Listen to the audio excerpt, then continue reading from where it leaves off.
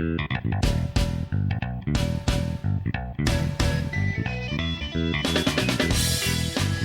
are listening to an infusion of nerd enlightenment. You are now entering the PowerBomb Nation. All right.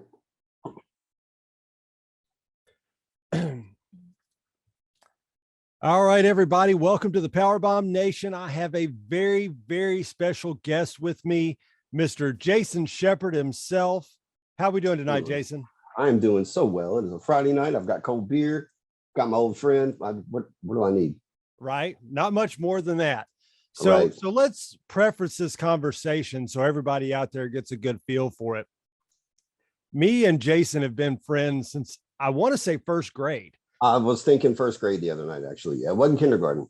No, I got held back in first grade. So that's how I wound up in that class. Okay. Well, that's one good side to it, I guess, is that I got to, first grade was our, was when we met. Yeah. So that's 36 years that we've known each other. That officially makes you like my longest running friend that I'm still in contact with.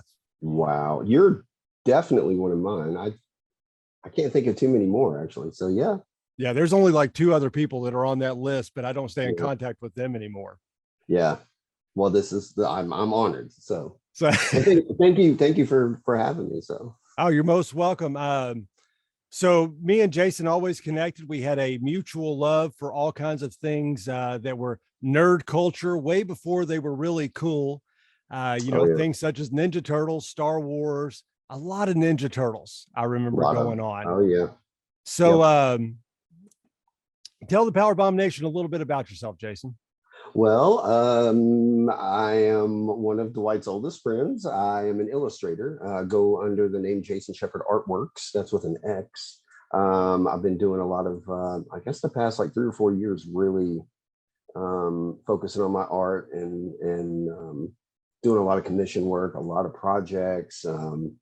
I just did, for you trauma nerds out there that might be familiar with like the Toxic Avenger, I just did their official 2022 Trauma Dance Film Festival poster. So I got to illustrate that. That was a super cool experience.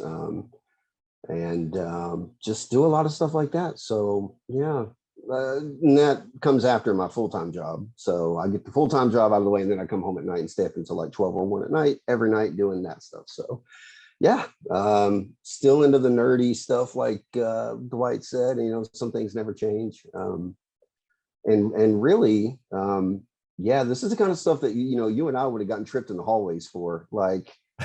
But now the guys that did the tripping, like, they love this stuff now. So we have been cool like the whole time, and they just they're just now catching up. So right.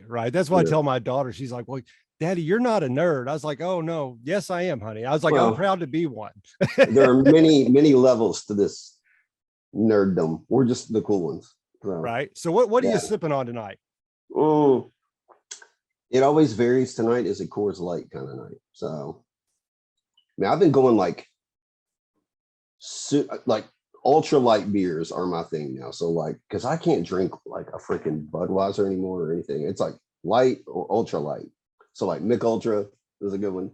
Like I'm just getting old and I can't do it anymore like I used to. So yeah. So. Right on. Well, I got the ever fashionable handcrafted Virgil's root beer going on tonight. Very nice.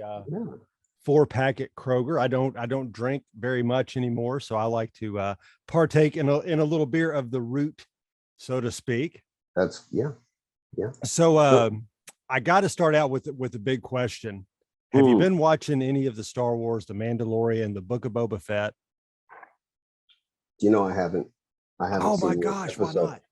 Listen, and this is probably the wrong person to say this to, but you're going to be like, you know what, just end the call now, we're done. But like, like my love for Star Wars kind of diminished over the past, I don't know, 6-7 years. I just like, I didn't hate sequels. I didn't hate the sequels. I don't know.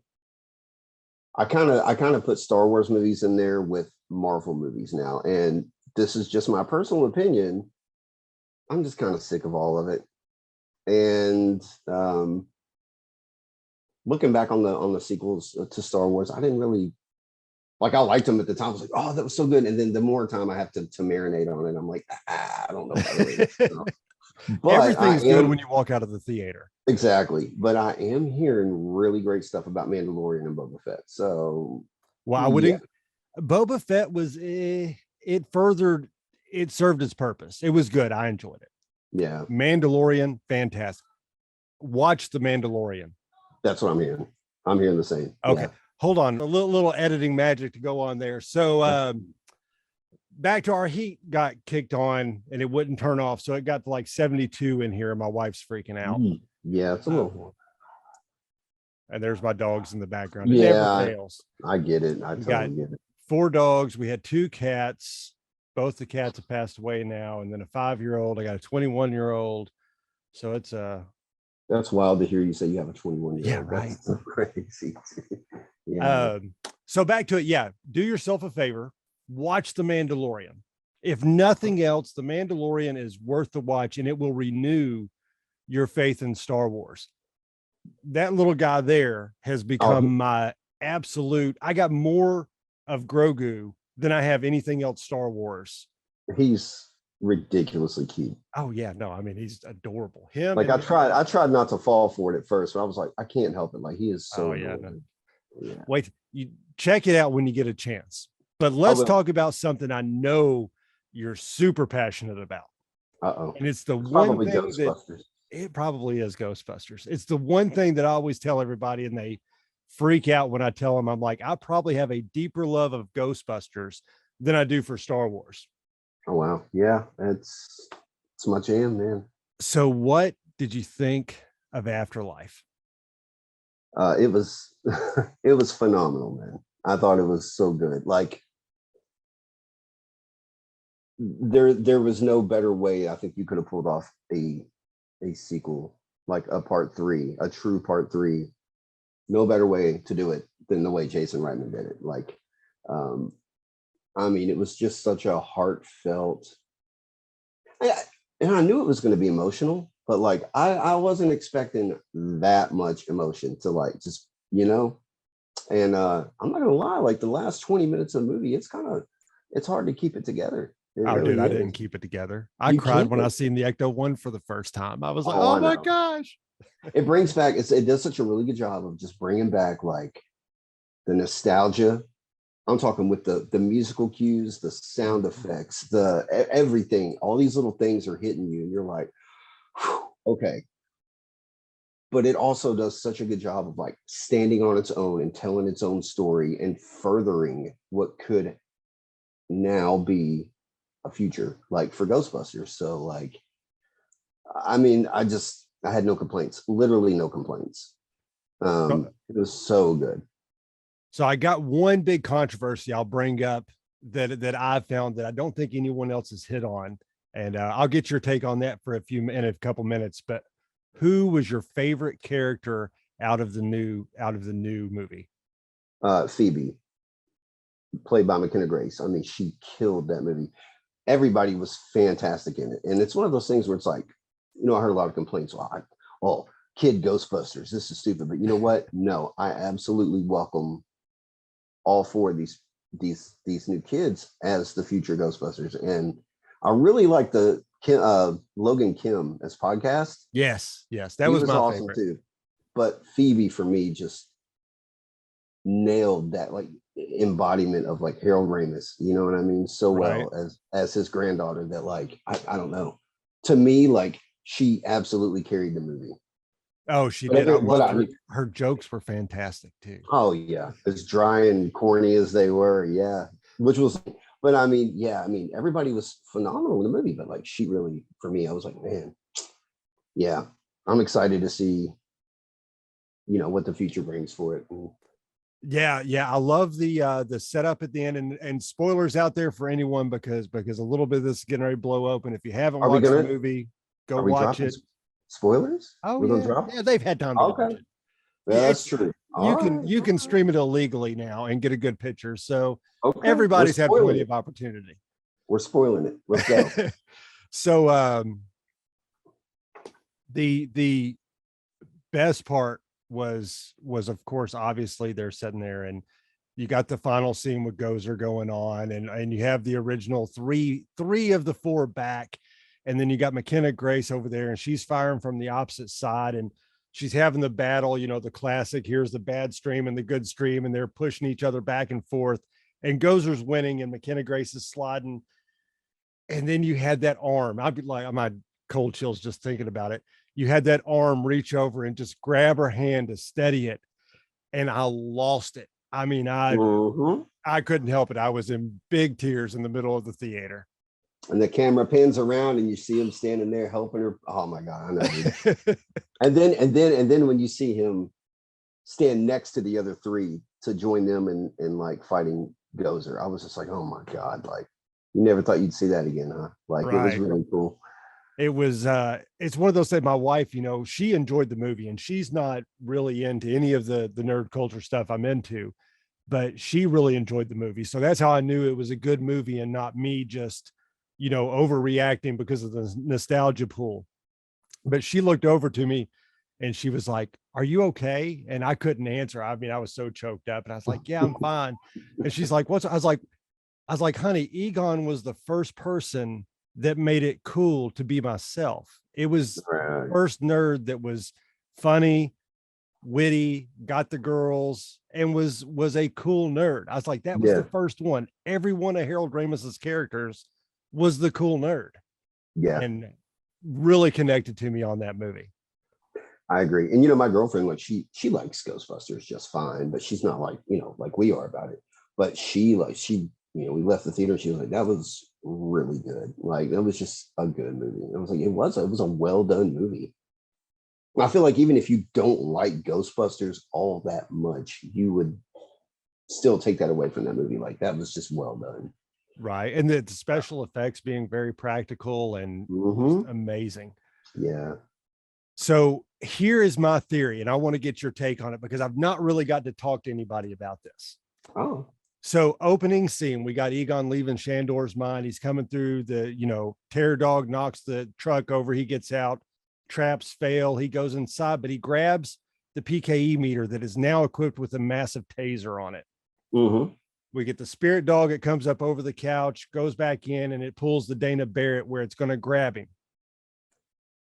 He had buried the one terror dog and under the floor, so that way Gozer couldn't come back. Mm-hmm.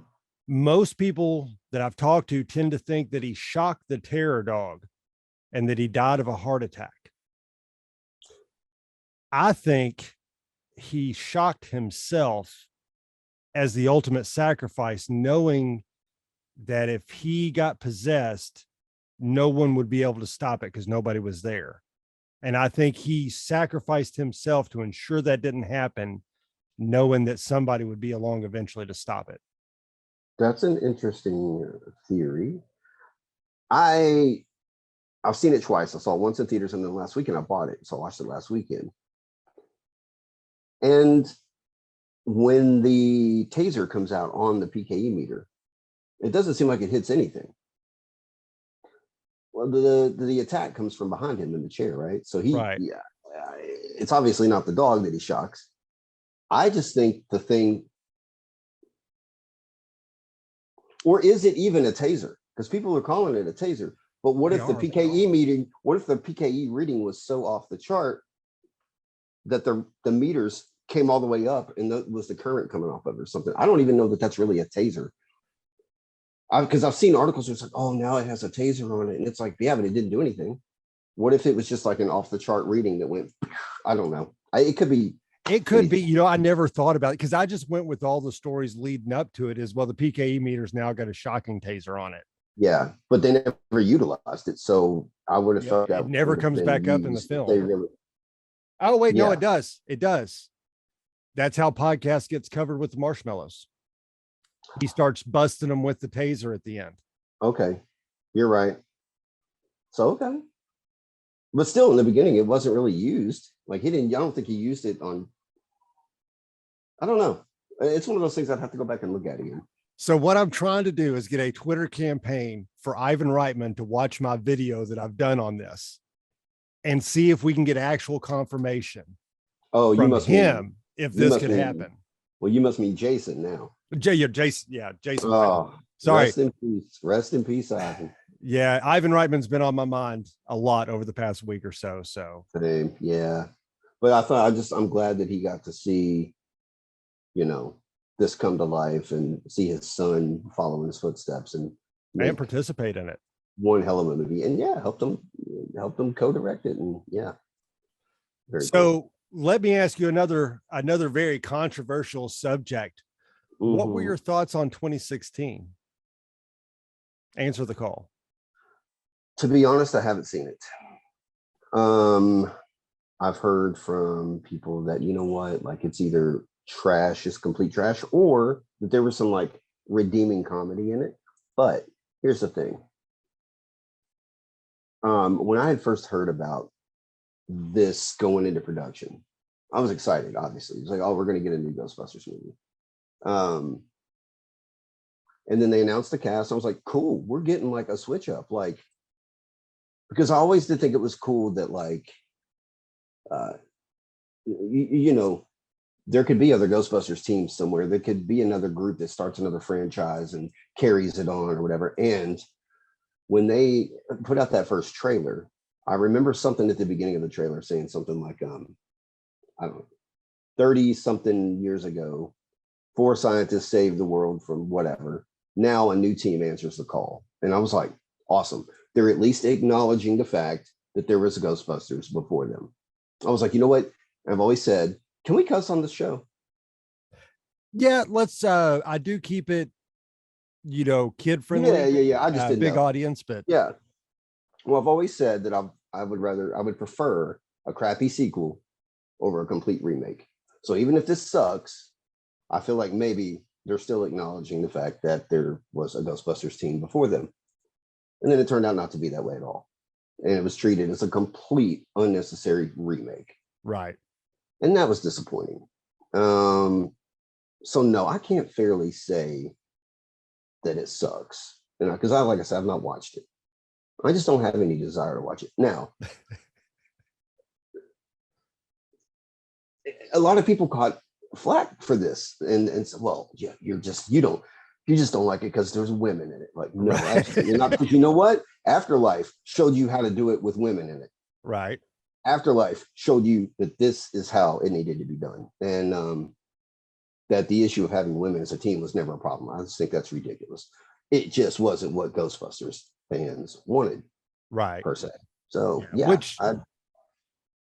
And that's correct. It was not, you're right. In the previews and everything that was built up, we thought we were getting a sequel, and it didn't turn out. It was set in an alternate universe. Yeah. Is how I look at it. They've never confirmed or denied, but I'm a fan of Paul Feig. He's done some great movies. I'm a huge fan of Melissa McCarthy. I love everything she's ever done. Yeah. And Leslie Jones stole the show as far as, the comedic timing and everything. She was fantastic. Like all these girls are funny. That's the thing. Like they're what's her McKenna? What's her name? No, it's Kate McKinnon. Yes. Yeah. She was probably the best thing about the movie was her, and worth a watch just for her alone, because she had a lot of the callbacks you would have expected for a female, a cross between Venkman and Spangler. Yeah, that's what I kind of got from it. She had some really badass scenes where she whips out a couple of taser pistols. Right? I was like, that's cool. They got some new equipment. But why does this movie probably suck? I don't know. Yeah. You got to go into it with the mindset of this is in an alternate universe. That's how I've justified it in my head. Now, granted, I got a daughter who was born right when it came out. So obviously my heartstrings are tugged because I want my daughter to be into Ghostbusters. Oh, sure. And she watched this film. But that's not what got her into Ghostbusters. She loves the 2016 movie. she likes Ghostbusters too. Okay. I like Ghostbusters too. Yeah. She woke me up at 5:30 in the morning on my day off and said, Daddy, can we watch Ghostbusters? Yes, I will get up at 5:30 in the morning with you crawling on me to tell me to watch Ghostbusters. No, I want to watch the one with the pink slime. Yeah. And Oscar. Oh. And so she loved it. We went and seen Afterlife together, and that's been she like that one.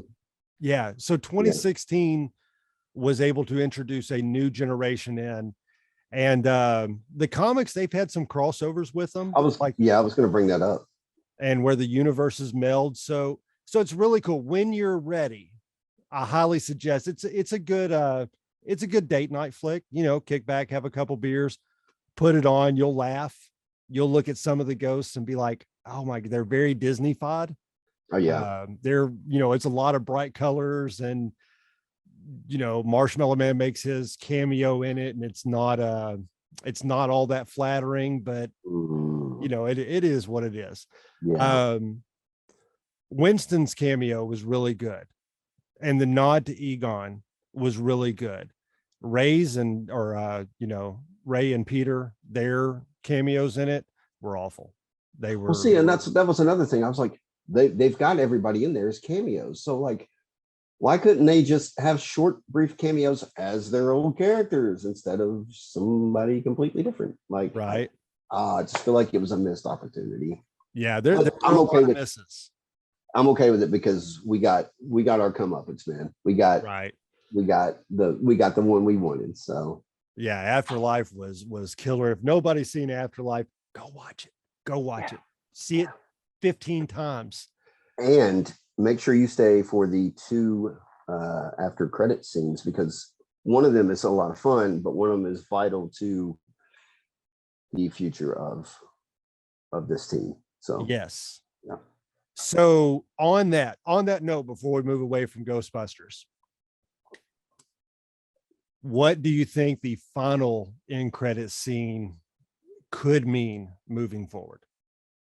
And we're still spoiling stuff, so it's okay. Oh yeah, right? yeah. No, it's wide. The containment unit's wide open. Well, Dad, look, here we go. I mean, it's Winston. Winston is funding this new team and going to help them out, and I'm hoping to see him become a regular with them.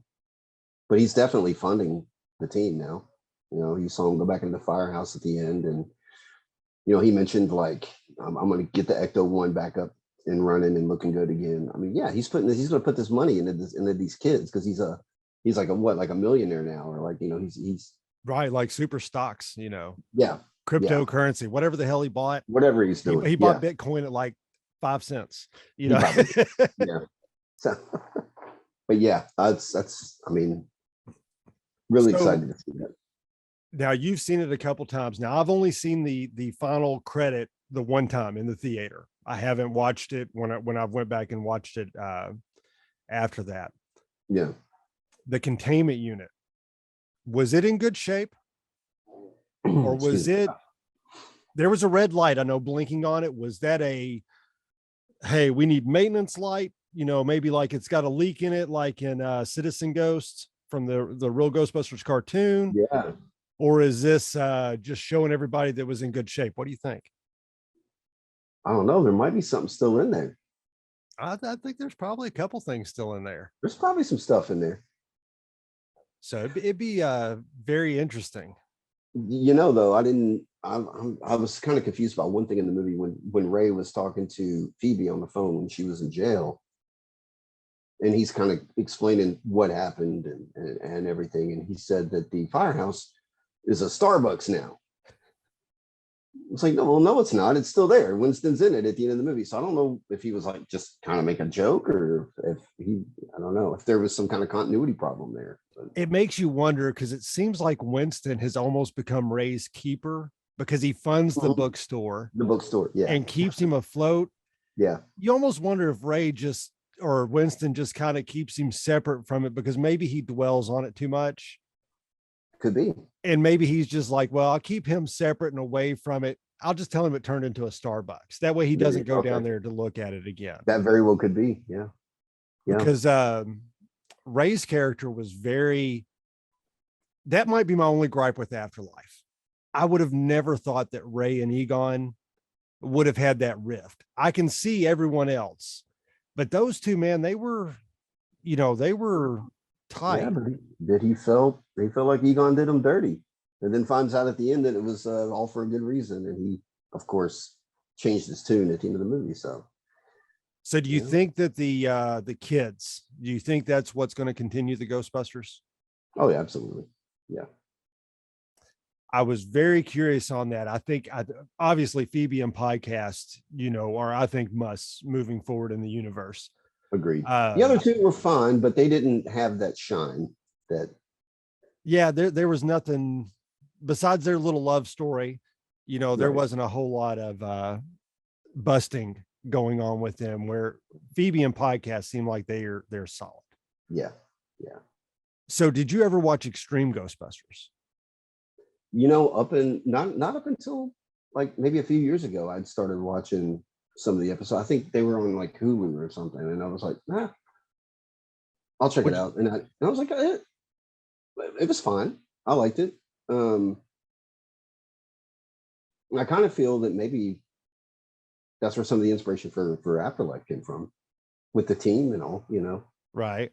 But also there was a few old Real Ghostbusters episodes where they had Junior Ghostbusters. Do you remember that? When they were like kids, and they had their own little Ghostbusting thing, and they would. So like, I think when like the Ghostbusters would show up to bust a ghost or something, like they would kind of keep track of like where they were going, and they would like show up and kind of follow them and try to be Ghostbusters as well. But like, it was.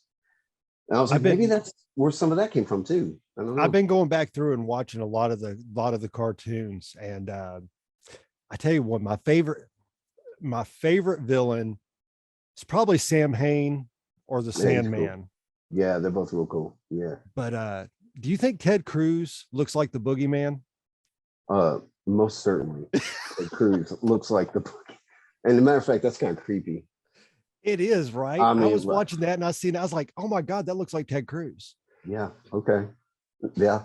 Like next movie, I'll be disappointed if they have the Boogeyman and it's not Ted Cruz as Ted Cruz as Boogeyman. Yeah. Yeah. All right. So off of that, now you do a lot of other really cool things on Facebook, which I haven't seen as much lately, but it was one of the things that I really did look forward to opening my phone or opening up Facebook and seeing your time trials and beating old Nintendo games. Oh yeah. What's the last game you beat? It was a couple weekends ago. You know what? It was Turtles in Time on Super Nintendo. Yeah. And I don't get as much time anymore to sit down and play old video games like I used to. Back in the day, I was like hardcore into it because I didn't have anything going on really. I was like three games in a day. I would see. I know it was like, yeah. But now that I do the artwork stuff, I just don't have enough time to sit down and play it. But I do pop them in every once in a while. So Turtles in Time was the last one. And and the thing is, I'd beaten it before, but I'd beaten it on like easy or something. But you don't get like the actual ending until you beat it on hard. So I had to sit down and do that. So I was like, so yeah, made that happen. And yeah. Awesome. So desert island situation. All right. You have one game that you can take with you, and that's the last game you're ever going to get to play. And you got plenty of time.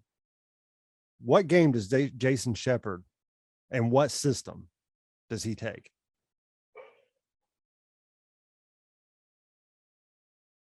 Definitely Nintendo. And you're probably going to laugh at this, but Friday the 13th. No, I kind of had a feeling on that one. I love that game so much, man. Like, it's one of those games that like has just gotten this terribly bad rap over the years, right? Because people don't know how to play it. And like when I first started playing, I didn't know how to play it either. But like, and of course, and nothing against him because James Rolfe is super cool, angry video game nerd, hilarious. But like his whole thing where he bashes all the games that like LJN makes. Of course, that was one of them, but like really, it's a pretty well made game. And if you know how to play it and you find out your objective and what needs to be done in order to achieve it, man, that game is super fun. Like, and yeah, I just love it. So like, it's one of those things where I can beat it consistently every time, like without fail. So that's up there. So an NES and Friday the 13th. Yeah. All right. So you got a VCR on this desert island. All right. What one movie would you have in here praying that it doesn't get eaten by the VCR? I'm looking back at my collection, trying to like, dude, I don't know. Like,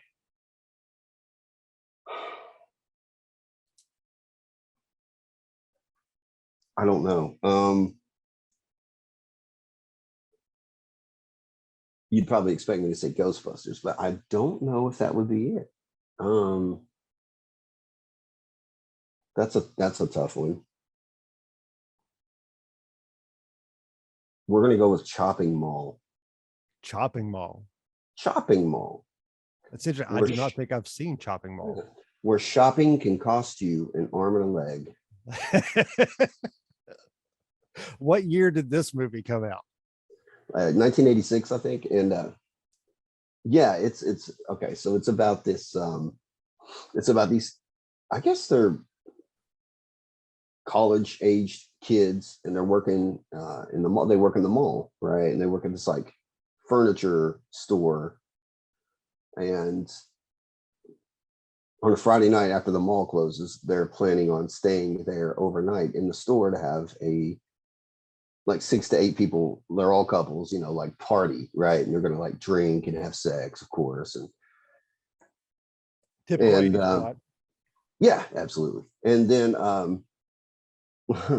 lo and behold, the mall has 3 new security robots that patrol the mall at night and for security, and a lightning storm hits and just makes the robots go haywire and malfunction, and now they are not able to like determine who works at the mall and who's an intruder or whatever. So naturally they start going after these kids, and like heads explode with laser beam shots and stuff. It's really good stuff, man. It's like Oscar worthy cinema.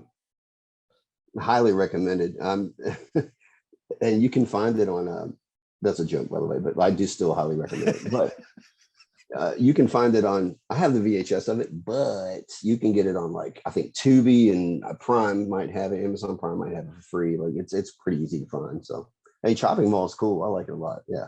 I'll have to check that out one night after I get A to bed. Yeah, it's a lot of fun. Yeah. I'll tell you, having a kid will change your TV viewing and movie watching habits really quick. Yeah. Especially when it's a daughter. When Dougie was 9, I put in, he liked to bowl. And I was like, I got the perfect movie. We'll go home. It's Sunday afternoon. We'll watch The Big Lebowski. Okay. Yeah. Well, yeah, the opening scene, full nudity just going right there. And I'm like, well, you've already seen this, so you might as well watch the movie. Yeah. And, and then Ava, it's like, they're kissing on TV. And I'm like covering her eyes and like, oh no, go to the other room. We used to watch The Walking Dead. And I was like, well, you can't watch this. And, Dougie, he watched all of it with me. Yeah. Have you ever seen Kingpin with Woody Harrelson and Randy Quaid? Now, that's a good bowling movie, man. Yes, I love so Kingpin. Funny. Like, I laugh every time. It's just so good. Yeah. That's, did you see Solo, A Star Wars Story? Did you see that? I haven't seen it. Mm-mm. Okay. No Jedis or anything like that in it, but Woody Harrelson makes a great character in that universe. And you like Ron Howard, right?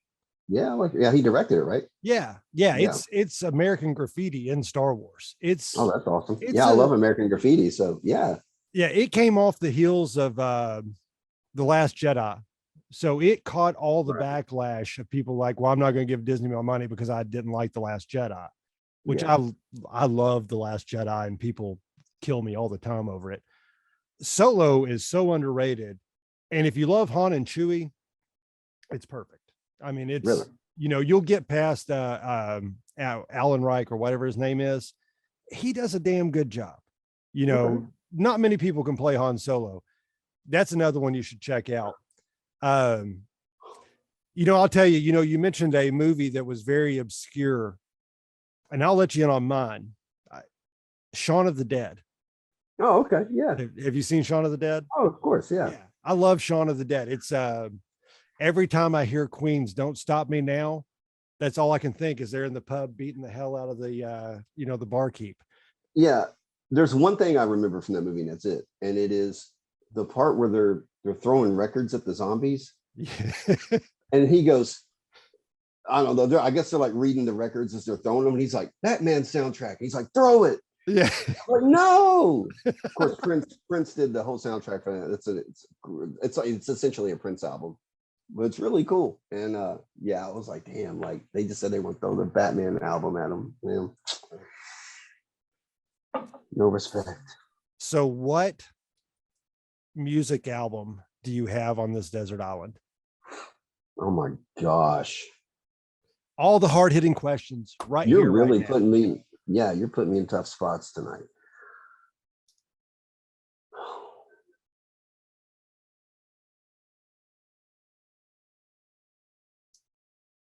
I'm gonna go.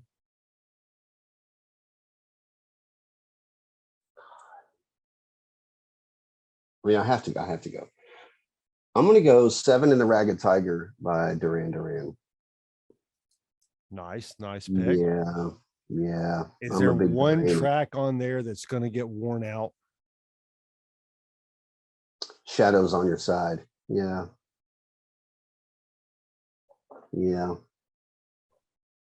All right. Huge Duran Duran nerd, man. I love Duran Duran. Great band. Duran Duran. There is a reference in Solo. One of the aliens is a reference to Duran Duran. I got his Funko Pop in the living room beside the TV.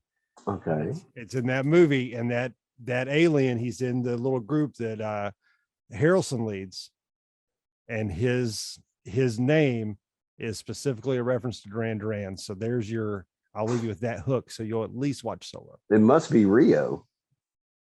It is. No. Yeah. Okay. Yeah. Worth the watch. All right. Yeah, I'll check it out. So what toy will you have on you to decorate your island with? What action figure or what? I have one, right? So yeah, and I know you got a lot. And I see them drinking beer with you all the time. Or at least used to. Oh, they still do. I'm in this room right now where all of my old toys are. Like literally I have this room that I'm in, and it's where like my boombox, cassette tapes, video game systems, all these old action figures and everything are just in mass abundance. And like you could walk into this thing and it would take you like 20 or 30 minutes just to look at everything. Okay, I just noticed, is that Skeletor's ram head on your wall? It is, because to my left here, I would move my laptop, but I'm afraid it'll, let me see if I can do it without messing anything up. This is like my Masters of the Universe table over here. So I've got Shiva's Castle, Snake Mountain, Castle Grayskull. It's a lot. I'm afraid to move mine, but yeah, it's all there. So that is fantastic. That is Skeletor's staff. Yeah. It just dawned on me what it was. That's probably what I'm going with. I'm probably going with a HeMan toy out of everything. I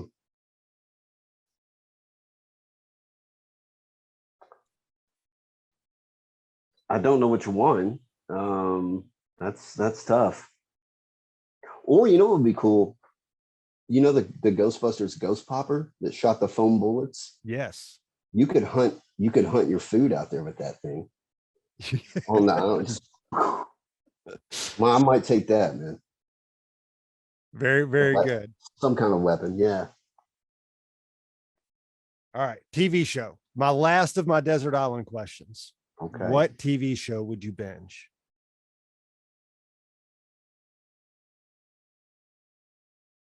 I have a few favorites. And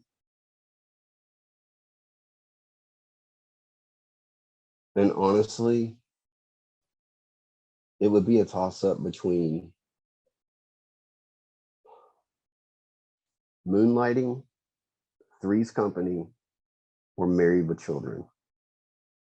I think I'm gonna go, as much as I love the other two, I think I'm gonna go Married with Children, because something about that just never gets old. It's the same stupid jokes and formula in every episode, but it's highly entertaining stuff. Works So every time. it does. And yeah, I think I'm gonna go Married with Children on that island. That's awesome. You know, that was the only TV show that we ever sat down and watched as a family. But, you know, my dad never watched a lot of TV, but we would watch every Sunday. Yeah. So would we. Yep. Sunday nights. Yeah. Or shortly after The Simpsons, maybe a half hour directly after or a half hour later. It was right. It was right after it. And I'm going to tell you, Sunday nights on Fox was like, well, Sunday nights in general on TV was like a really good night for TV, but Sunday nights on Fox was hot because you had, well, so here's what we would do. We would watch, and I don't remember what time all these came on, but we would watch America's Funniest Home Videos. Yeah. America's Funniest People, and then The Simpsons, and then Married with Children, and then In Living Color. And it was like, wow, like there's like 3 hours of just, you know, good stuff right there. But then you also had stuff like Lois and Clark would come on Sunday nights. Or do you remember do you remember that show Life Goes On? Do you remember that? Yes. Yeah. Corky. With Corky. Yeah. We watched that every Sunday, man. That was just a good night for TV. Yeah, no, Sundays were fantastic. Then you'd get the Sunday night, you know, Disney would have the Sunday night movie. Oh yeah, the Sunday night movie, yeah. Right. Yeah. And what was it? Ghostbusters used to come on once a year because I didn't have a VH, you know, we didn't have a VHS. And the first few times I'd seen Ghostbusters outside the theater, it was because it used to come on once a year. I'm assuming it was probably around Halloween. Okay. Me and my mom would get in front of the TV and we'd get popcorn and we would watch Ghostbusters. Okay. And, you know, that's one of my earliest memories of some really good TV, but I remember it was only like once a year you got to see it. Wow. See, so, you know, actually, oddly enough, going back to it, I'm fairly certain I was introduced to the Ghostbusters cartoon before I saw the movie. And then I was like, oh, there's a movie. Well, I remember we used to get the advertisements for Columbia House. You could get the movies through Columbia House. Yes. So one summer, my dad was like, all right, look, I'll let you can pick some movies. And so I picked Ghostbusters, Return of the Jedi, Crocodile Dundee, and then for whatever reason, Tootsie with Dustin Hoffman. Right. I was like, just get Tootsie. Dad probably like it. Mom and dad probably like it. So I got them and they came in the mail and I was so hype. And then I just started look, I swear to God, I'm cool. I got a hot girlfriend, but I was a nerd back in the day. I would go out in my front yard in the summer on summer breaks. After I would get up in the mornings, I would watch Ghostbusters. I would go outside and walk around the yard and play in the yard. And literally just for 2 hours, I would take like a knife and throw it into a tree over and over, just piddle around the yard and quote Ghostbusters from start to finish in my head. And I was like, yo, I can't believe I'm out here doing this, but just because I was so obsessed with it. So yeah, but I think that cartoon was my gateway to Ghostbusters. But then Columbia House sends us a free one. I don't think it was technically free. I think they still want us to pay for it. Right. But no one ever paid for it. No one ever. No, I don't think to this day we probably still have a bill. You know how many CDs I got? And I got a case that are CDs from that shit. And I don't know that I ever paid them at all. I'm sure that's probably why they went out and everybody cleaned out their inventory and they never paid them for the stuff. Right. Oh, a penny, whatever. They're not going to miss that. They also sent Good Morning Vietnam. And my dad was like, whatever. Movie. And they sent it for free. It was like their choice. They just sent it. My dad was like, whatever you do when I'm at work, do not let Jason watch this movie. Well, here's my mom on the phone with my aunt for 2 or 3 hours. I'm in there. I'm like, I'm going to watch Good Morning Vietnam. I was like, oh, that's a great movie too, man. But that is. Yeah. I don't know where we got on this. I don't know why what got us we talking about Columbia House and movies and TV shows. Married with Children. Oh yeah, Sunday night. Natural Connection, Married with Yeah. Children, Good Morning Vietnam. Yeah. But yeah, man. Yeah, Sunday nights, that was good stuff. I mean, are you there? You're like glitching out on me. I'm out in the boonies still. Oh, are you? Okay. So I still get, horrible internet connection. It'll go in and out. I got you. Ours isn't that hot either, and I'm in the middle of the city. So yeah, but yeah. So man, you really pressed me hard on those questions. Like, well, that's the toughest point. I like anybody I ever sit down to interview. I got to give them the desert island questions, and that way, because most people normally can't think of one. Well, I hope that I've given you some honorable answers, man. Yeah, they were excellent answers. Excellent answers. So I have another thing here before we get to a special reveal. All right. How far do you keep up with the Ninja Turtles? Like as far as movie wise? I saw that first Michael Bay one. And I think at the time I liked it, but then looking back, I'm like, oh, I really didn't. I didn't. I wanted to, I think, and that's why. And then I think one night I was like kind of drunk and I rented the second one, Out of the Shadows, I think it was called, or something like that. And I just didn't make it very far, and I went to sleep, and I've never had any desire to pick it back up. I've watched that one. Yeah. I've not watched the other one though. I didn't watch the first one. The first one, yeah. I can't get over them looking different, looking like what HeMan. they look like when we grew up. I know. And I tried to embrace the change. I tried to be open to it, but it's like, oh, they're kind of hideous. Like, they're kind of hideous. Did you ever see the 2007 animated one called TMNT? That's excellent. Excellent movie. So they're doing a CGI that's supposed to throw back to like the 90s Ninja Turtles. And I'm fairly excited about that if it actually goes through.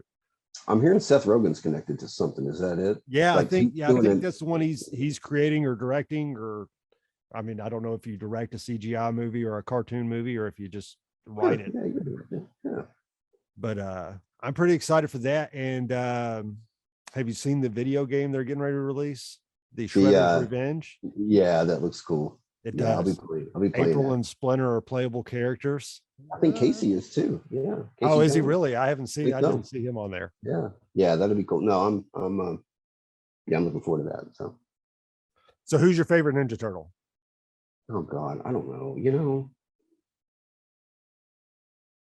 I don't know. I like all of them for all their different traits, but I will tell you this: when I play the games, and it's like no matter what Turtles game I pop in, Donatello is my go-to. Yeah, Donatello is everybody's go-to on video games. He's it's because of the clearly the best. He's got that reach. You know what I mean? Yeah. So especially on the NES game. Oh yeah, for sure. The first one. Yes. Yeah. Me and a buddy were. He's got it on his phone, and I'd heard it. I was sitting in the showroom, and I kept hearing something. And I was like, that sounds familiar. I was like, I know that 8-bit sound. And so I started walking around. I caught one of my guys at his desk. And then you're like, why are you not working? Why? But you probably let that one slide. Like, no, I went over there and watched him. I mean, that's all good, man. I was like, you're playing Ninja Turtles. He's like, yes. I was like, are you made it to the kelp level yet? Are you at the swimming level? And he's like, no, I haven't made it there yet. I never understood. Everybody says that's like one of the worst levels ever in video games. I hated it. Dude, it's so easy. Oh, I never had a problem with that. I've actually beaten that game a handful of times. But as a kid, no, I couldn't beat it. But I never had a problem as a kid getting past that water level at all. I just never had everybody's complaint with that. Yeah. I hated every water level. Like Mario, the worst levels on Mario. I mean, they are damn cheap bridge and the water level. Water levels are notoriously crappy. I mean, they're not fun, but yeah. Loud and clear. Awesome. Cool. All right. So another question for you. All right. You've watched HeMan Revelations? Oh yeah. All right, I've only don't spoil it. I've not seen the last half, the second half. I left off with Mega Skeletor. Oh, so you haven't seen the whole like second season? It's really good. Did you enjoy it? I did. I really did. Yeah. Like, and I'm not a big Kevin Smith guy, you know. Like, I just don't. I've never liked Clerks and all those movies. I just never Jay and Silent Bob. I never got into that. Man. It's never whatever. And don't necessarily like him. I just kind of like, yeah, there's something really kind of obnoxious about the guy. But like, you know what? And a lot of people gave him a hard time, especially the way that first season ended. But the way they pick it back up and carry it on in the second season, it's like you got to give the guy a chance. Like he did a really good job with it. Yeah, like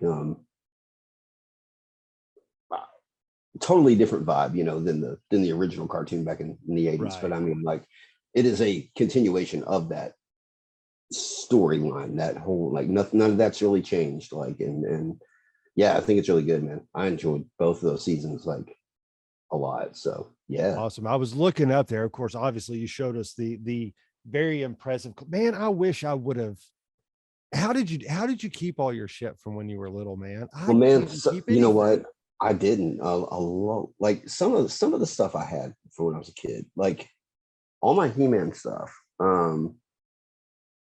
Man, I just sold it for whatever reason in like 2009, I think, to some collector, just because I wanted to get rid of it. And I sold everything I had, which was a lot, for $100, $150, something like that. And I was like, immediately started like kicking myself for it, right? So I was like, I think it was like 2017 or so. I was like, you know, it'd be cool to have some of that stuff again. And then some of that stuff became a lot of it. 3 times what I had when I was a kid. Yeah, so I there's a guy in Frankfurt actually, and he's a friend of mine, and he was like, you know what, man, like I've got all this old HeMan stuff. I'm talking like accessories, weapons, everything, like Snake Mountain complete, all this stuff. He's like, I will literally let it go to you for like $200. And I was like, yeah, I'll do it. So I bought it. And then like from there, I started building on that. And now I've got this like crazy collection. But yeah, that's kind of how all that started. Like I started like going out and like I've got a friend that lives in Tennessee now, and there's a lot of toy houses down there and cool places that sell this. Like, you can't really find this stuff around here in Lexington that often. Like you get really lucky if you do, but places like Tennessee has a lot of that stuff. So I was going down there and picking up stuff every time I go down there. And so most of my stuff came from just the past few years of just finding it and being like, but I'm at a point where I'm running out of room. And so I'm kind of putting a halt on that. And I'm like, man, like, I don't know. It's just kind of there for looks. It's not like I'm playing with it. Right. So, as much as I kind of want to sometimes, but yeah, I mean, I don't know. I think I'm kind of done with it, but definitely like having what I have. So it's pretty cool.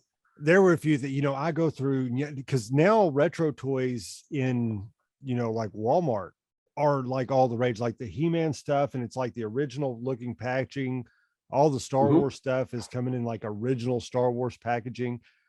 Hell, the Marshmallow Man. I wanted the Ghost, but the Kenner Ghostbusters and everything. I picked up Stay Puft, but I've got those Kenner Ghostbusters in the package that they re-released hanging on my wall right now. Like, I could only find there were. Yeah, I ran across Winston and Ray, and at the time I was under strict orders not to purchase anything else. I got the Stay Puft just because I'm like, okay, well, I'm getting Stay Puft. Yeah. I was like, no argument there. I'll leave the other ones, but Stay Puft's coming home. Yeah. But it seems like all that stuff, and I'll go through and I'll see like Battle Cat and I'll see a Skeletor, and I'm like, man, there was a Skeletor Christmas ornament at Walmart, and I had to go back and forth because I wound up getting Pikachu and Mando with Child. And I chose Mando with Child over Skeletor, but man, I really wanted Skeletor. I went back to pick him up after Christmas. I was like, yeah, they'll be like half price at Walmart. I'll just buy everything. And they took them all down. Yeah. Are those back there ornaments? Is that what I'm seeing? Or? Yeah, these two here are. I got a couple more ornaments hidden back here in my mess somewhere. Yeah. But yeah, my wife's put me on strict. No, you don't need any more junk. Like, don't come home with a toy or you in the doghouse. Yeah, no, she put that on there, and I was like, I do have this Grogu, and I took a picture. I was like, he's cute, and she's like, okay, but nothing else. The next day, this guy comes to work and gives me a coffee mug, and I texted her. I was like, yeah, I was like, coffee mug stand at work. Yeah. Okay, there you go. Yeah, like, so you liked He-Man Revelations. Yeah. And I was looking while you took a break there, and I see the original NES box. Is that your original NES from when you were a child? No, it's not. A friend of mine, the guy I said who lives in Tennessee, he before he moved, I don't know how he happened across that, but he got it and was like, you can have it. And I was like, dude, that's really cool. So it's got all the manuals and the warranty guides and all that stuff in it too. So nice. Yeah, that's pretty cool. Is that an Atari 2600 to the side of it? It is, and that is hooked up right across from me right now on another TV. Nice. Yeah. What game is in it? In my Atari right now? Yeah, please say Yar's Revenge. It's not, but I do have Yar's Revenge, and that is a great game. Yar's Revenge is my favorite Atari game. I think it's I'm probably gonna say it wrong. It's Tutankhamun. Oh yeah. King Tut, like Tutankhamun. Okay. But they shortened it. Okay, so it's a fun game. But what they did was they shortened it to Tutankhamun because they couldn't fit the whole name of Tutankhamun on the arcade cabinet. So they was just like, call it Tutankhamun. And so, yeah, I've got the Atari game in there right now. So you like run through these like pyramids and stuff and collect treasures and yeah. So what's your favorite Atari game? Oh God. Because I mean, hell, by the time we met, Atari was kind of it was kind of out of fashion. I'm looking. Dude, I don't know. I would say Kool-Aid Man's one of them. Oh, there's a Kool-Aid Man Atari game? Mm-hmm. Oh yeah, there is. Yeah, there he is. I love Kool-Aid Man. He's cool. He's just busting through walls and yelling at people.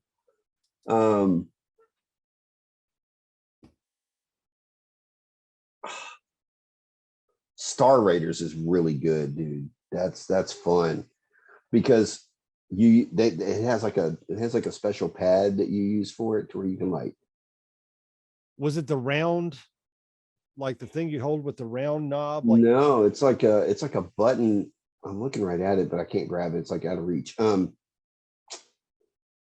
It's like a square. It looks like a remote control for your TV, but like big and fat, and it's got all these buttons on it. It's like thrusters and different views and things that you can look at and switch views. And it was just a really fun game. But I honestly have got to say, probably my favorite Atari game is, dude, I don't know. I love E.T. I do love E.T. a lot. That's another one of those. That's interesting because that is considered the most hated video game ever. Like didn't Atari like supposedly bury millions of copies out in the middle of the desert? They did in a landfill, and there is a documentary about that where they go and dig them up. Oh, really? What's his name? Howard, whatever his name is. He developed E.T. and Raiders of the Lost Ark and Yar's Revenge. He goes out to the site and watches them dig these things up. And actually at the end, when he's there and watching these things come out of the ground, it gets really emotional because he gets really emotional. I'm like, oh my God, like, dude, it's a cool document. I can't remember the name of it, but like, just look up like E.T. Atari game documentary about Atari. And like, I mean, it's great. I can't remember where I watched it. It might've been on like a free trial on Netflix, like way back in the day or something, but dude, I don't know Atari. I still haven't named my favorite game. Okay, honestly, and I don't even like the band that much, but Journey had an Atari game called Really? Escape. Yes. Here's the premise. You have to get all 4 members of Journey. You're out in the middle of space somewhere at a rock venue. You have to get all 4 members one at a time through the venue while groupies and promoters and everybody are trying to hound you and steal your money and stop you from getting to your spaceship, which is a like scarab that flies through space. And once you get like Steve Perry on the ship and flies off, then you got to get like their guitar player and then their bassist and then their drummer, and then you beat the game. And then you get like a little like Atari like 8-bit like Don't Stop Believing. It's like it like literally plays while you're running through the venue. That's a great game. It's fun. All right. Speaking of 8-bit music. All right. So here's a good one. What was your first 8-bit ringtone on the first cell phone that you were able to have the different ringtones on when you were able to customize it and everything had that kind of 8-bit sound? You mean nothing that I like downloaded specially, but it just came with the phone? No. One that you put on there, not the generic like do. So you were just making an assumption that I'm nerdy enough, right? I know you are. That's not an assumption. Yeah, mine was Ghostbusters. So I mean, to download an 8-bit Nintendo ringtone. But you would be correct. Yes. And I do remember what it was. It is it's the first stage on Batman for NES. Okay, nice.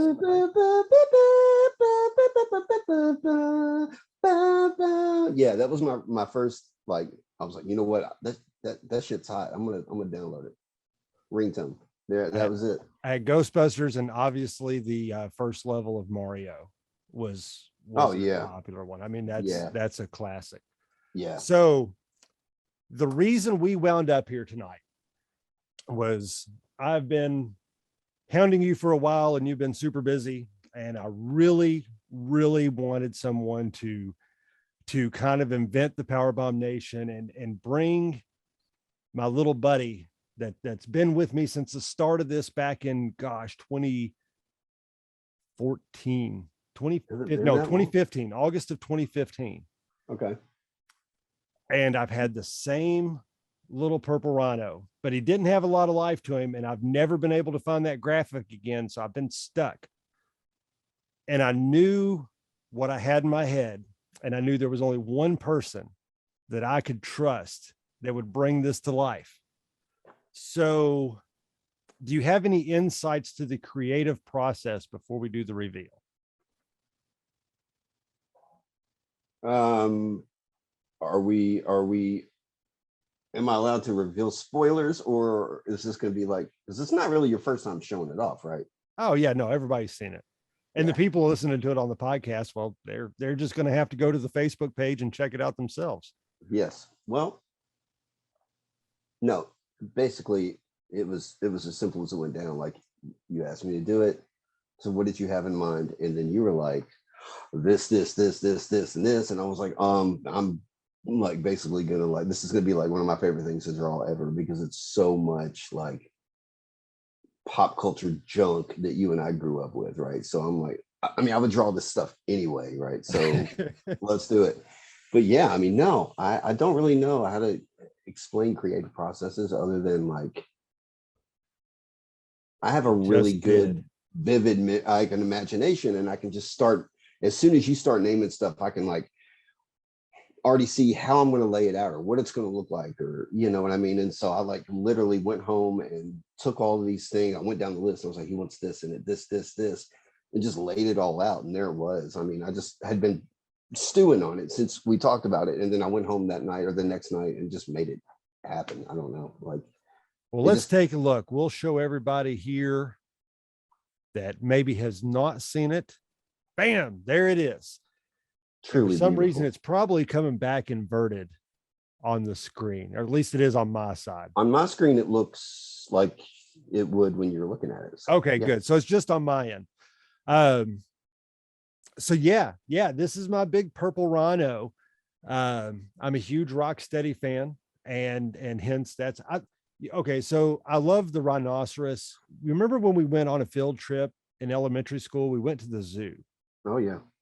There was one animal I wanted to see. That was the rhinoceros. Do you know I cried on the bus home because the rhinoceroses were sick and we did Oh, not get to see the rhinoceros. bust. What I a have bust. been a fan of rhinoceroses my entire life. And obviously Rocksteady was a big inspiration in this. Yeah, Everybody totally. knows at the PowerBomb Nation, we started out, we've interviewed wrestlers from all over the world. I don't know if you're familiar with Teddy Long. He was a mainstay in WWE. The Patriot Del Wilkes Hmm. was a mainstay in WWE in the 90s. I've had both of them on the show. And so the tribute to Macho Man Randy Savage, right there in the left hand, Skeletor in the right hand. The Skeletor was all Jason's idea. And it was a fantastic addition because I didn't really know what to expect. I just knew it would be cool if he was playing with some toys. Yeah. And Jason thought, well, how about if he was like playing with a rubber 80s wrestler and like HeMan or Skeletor, and he had them like fighting. Make them fight. Yes. What was your favorite part to design on this beautiful masterpiece? I mean, I'm still staring at it. Days later, I'll pull it up on my phone and I just like look at it and I'm like, man, freaking awesome. Thanks, man. All right. I'm just really glad you like it. Like it came out exactly like how I visualized it in my mind to look like. So I'm really happy with it. I don't know. I just as a whole, it's pretty honestly, Skeletor is probably I love the way that came out. Like it just really looks like the figure, you know.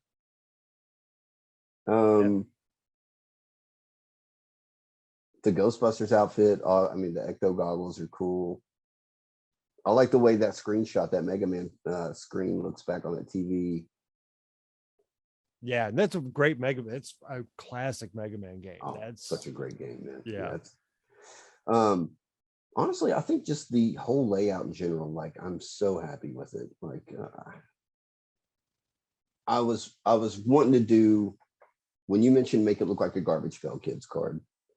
I was really hoping I could do it justice because I was looking online to try to find like Garbage Pail Kids cards, like templates or something that I could work with and draw inside of that.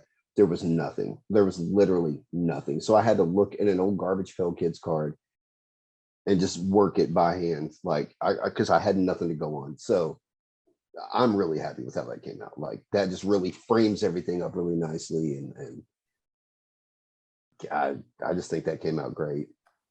But so Skeletor, I just keep looking at him. He's just so cool about it. Yeah, it's just like I just want to sit here and I'll just stare at it. I know where it's positioned because I purposely put it over my microphone so I know which way to look. Yeah. But everybody I've showed this to, you know, I showed it off to a few of the guys at work, and I would do it like when you sent me some of the updates tonight. One, my guy that I told you I busted playing the Nintendo on his phone. Yeah. So I went up to him. I was like, dude, you'll appreciate this. I was like, check this out. And it was just the black and white drawing. And everything on there. He's like, oh man, that's cool. And then, but when I showed him the finished product with all the color in it and everything, I mean, his jaw hit the floor. I went up to the IT department because I was like, that's my whole group of nerds. I know they'll all appreciate it. Yeah. And so, I go into the IT department, I show them, I'm like, look at this. This is so cool. Oh man. I'm just glad you're so happy with it. Like, oh yeah, no, it's going to pretty soon that will be the hoodie. I'm known for wearing my hoodies when I'm not in my shirt and tie, and that is going to be my hoodie of choice as soon as I can get it onto a logo or onto a sweatshirt and get it here. yes, I would like to actually. I would have no problem with buying one of those from you, like once they're ready. So yeah, as soon as I can get it, it's still in the review process on my shop site. So as soon as it goes live, I'm going to have a premium sweater hoodie, and then I think I'm going to do a coffee mug. sweet. And maybe a hat. Yeah. And I think that's why I'm going to rock with. And then I'm going to do some maybe some promotion. So if you're out there, make sure that you follow on the Facebook page, like the YouTube channel. We just started a YouTube channel over the past, I guess it's been about a year, but it's been very sparse. But make sure you like all that stuff. There's going to be some giveaways where you too can wear this beautiful Jason Shepard original on your chest and show off your love for the PowerBomb Nation. Absolutely.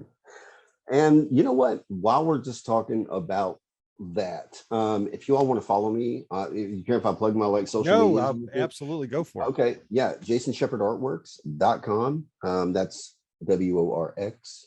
Or you can go to Facebook and find me on there under that same name, and on Instagram under that same name. So Jason Shepard Artworks. And yeah, any support is always appreciated. Always open for commissions. So if you guys have something in mind that you want me to bring to life for you as a wedding gift or a birthday gift or just something for yourself, anything, like, I can do it. So let me know. And yeah, there you go. Shameless promotion, man. That's what's all about. There's no such thing as a shameless promotion, man. You got to put yourself over. That's very true. That's very one thing I learned in the wrestling business is no one else is going to put you over, so you better damn well do it yourself. Yeah. And so that's normally my ending segment. I was going to ask you to put yourself over anyways, but you beat me to the punch. So do make sure that you check out Jason's page. There's some really cool stuff. If you're a fan of the X-Files, there's some Mothman stuff on there. I think you got some Bigfoot. Now you've done some artwork for a pizza company up in Lexington. Yeah, Goodfellas. Yeah, so Goodfellas Pizza, huge pizza company here, and they had for the past, I guess, a couple of years have hired me to do their they'll have like special staff bourbon picks, and they'll bottle it up, and they had hired me to do their labels, like the decal labels for the bottles. So they'll give me the idea and tell me to run with it, and then I'll crank it out for them, and then they'll turn them into decals and then put them on the bottles. So yeah, I've been doing work for them still. I just finished up one last week for them. So that's been a really good working relationship, and they treat me really well. So good people, great pizza. Like, if you're in Lexington, go eat Goodfellas. Like, there's 2 locations, one downtown and one down on Manchester Street down the Distillery District. So yeah, worth a visit for sure. Absolutely. Now, you also finished up, I know you just finished up a children's book, but I know I have a little more vested interest in the one you've done before with Ballinger. Yeah. And Ballinger actually done 4 years ago. He had thrown down a track that I've since lost and do not have anymore, but it was the intro to the PowerBomb Nation. I can guarantee you that Chris still has that track, and all you have to do is get a hold of him, and he will dig that out and resend it to you. I need to reach out to him. Yeah, or I can. You know what? I talk to him just about every day when it comes to the book and everything like that we've done. So I can kind of mention it. Well, if you mention it to him, I'd appreciate it. I'll reach out to him and see if he still has it. He sent it to me. I've dug through all my emails and everything and couldn't find it. But you all done a children's book. Why don't you tell us a little bit about that?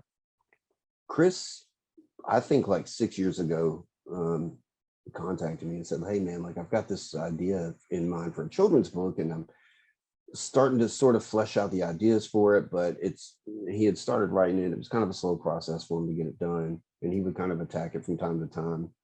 And but he's like, I want you to illustrate it, whenever it's done." And I was like, yeah, just let me know. Well, here we are. It's like, I really think it's been about 6 years, and he finally contacts me last, I think it was a year ago, and he says, "Hey, I'm finally done with this book. Let's get it cranking." So we started the book. It took me, because I had so much going on and so many little festivals and shows that I was doing. It took me almost a year to finish it, but we got it done, and it's called The King Who Forgot. And basically it's about this king, and he's this jolly, happy king in this big, happy, beautiful, peaceful kingdom. And like the knights have no reason to fight, and everybody's just happy and everything's fine. And the king, just for whatever reason, one day wanders off from the kingdom into this place called the Forgotten Forest, where once he's there, you just forget who you are. And basically his family, the queen and the son, devise sort of a plan to go get him and bring him back home. But while he's away, the kingdom starts decaying and starts like kind of spiraling out of downhill, and so they well, I'm not going to spoil it for you, but yeah. So yeah, it's a and I just go ahead. We just turned from a podcast to an audio book, so we did, yeah. And speaking of, we are working on doing an audiobook for that as well. But the book is available on Amazon Prime. But like, there's a lot that you can kind of take from it. Like, you can almost take sort of maybe a moral of like, no matter how big or how far you get in life, don't forget where you've come from. Or he even mentioned maybe there's a little bit of like in some of the wording, there's maybe some like religious stuff in there that you could pull from it, like adults might pull from that. Or there's a lot for kids to enjoy, but also I think there's a lot of content in there where adults can kind of maybe pick up on a few things, like, okay, I kind of see what he was going for with that. But it's gotten a lot of good feedback, and every, I've ordered a ton of physical copies, and I've sold all those out, and I need to order more. So yeah, but you can get it on Amazon Prime. Just go to Amazon Prime, or Amazon, sorry, and just type in The King Who Forgot, and it'll be one of the first things that pops up. So yeah, awesome. So make sure everybody go out there and check that out. Check out Jason on his Facebook page. Like you said, Jason Shepard Artworks with an X instead of a K. Got your own website, allthatsaid.com, and you can check out tons and tons of his artwork there. Give him a call. Like I said, if there's anything you need done, trust me, this man can do it. I've already got you a couple referrals coming from our Nintendo. I'll go ahead and plug a Nintendo group I'm in on Facebook. It's Nintendo 30 years old and over. Fantastic group. If you're looking for a group for us old souls to hang out and talk about Nintendo, this is a fantastic group. And I showed off the artwork there the other night and got very good response on it. And a couple guys was like, hey, I need you to hook me up with your graphic artist. So excellent. Send him your website and all that good stuff. I did make sure to tell him that I sent you. So if you get some stranger and he says, you done the purple rhino for this dude, make sure to double charge him. Gotcha. Yes. Cool. All right. Any final words, any parting words? Well, I just want to tell you that while you and I have spoken through Facebook for several years now, it's nice to sit down and get face to face with you again via Zoom, however face to face that is, and talk to you and it was just really cool, man. Absolutely, man. Yeah, I feel like we could have gone 2 more hours, and I kind of wanted to. I was kind of hoping we would touch back on some like old Peaks Mill memories, but I mean, maybe that can come another day. So we'll have a follow up. Maybe we'll just go out and have a drink one night, and you and your girl and me and my wife, we can get a babysitter for the kid and the double date. Yeah, go out and have some Goodfellas pizza. I'd love that. That'd be good. Yeah, let me know. Yeah. But I appreciate you so much having me on, man. It was a lot of fun. Like, really enjoyed talking about all this stuff. So thank you. Absolutely. It's been my pleasure. On behalf of the PowerBomb Nation, Jason, we thank you for joining us tonight.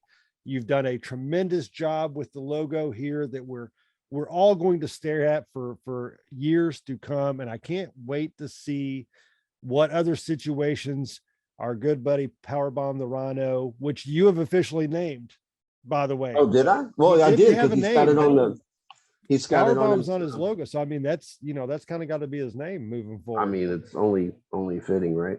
Right. So we appreciate you coming on. As always, PowerBomb Nation, make sure you like, follow, subscribe, hit that notification bell so every time we drop one of our world-class interviews here. Thank you so much, and peace out.